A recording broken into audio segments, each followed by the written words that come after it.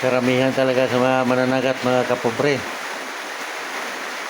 Mayroon nang nahuhuli malalaking isda pero hindi mo matikman. Siguro lang yung pagbinta. Ito lang yung natira sa akin, oh, maliliit na isda. Yun lang yung pangulam ko. Kasi importante yung pira. Mahirap talaga pag Pero kung mayroon talaga mga okasyon dito sa amin, mga pista-pista, nag-iiwan talaga ako ng malalaking isda, panghanda ko.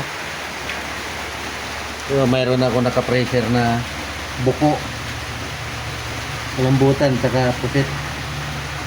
Meron ako pinaghandaan yan, papadala ko yan sa napadalahan ako niyan, pamangkin ko. Kaya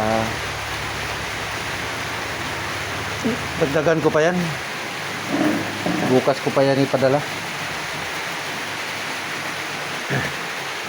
Sana madagdagan pa yun. Malalaki yun na pusit. Yung dalawa nahuli ko kanina. Kaso lang kinagat yung puwit. Kaya hindi maibinta.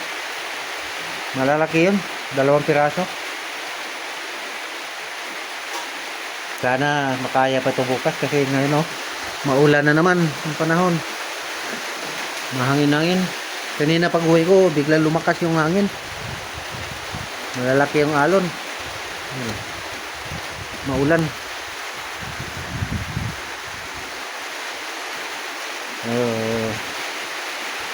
Thank you for watching.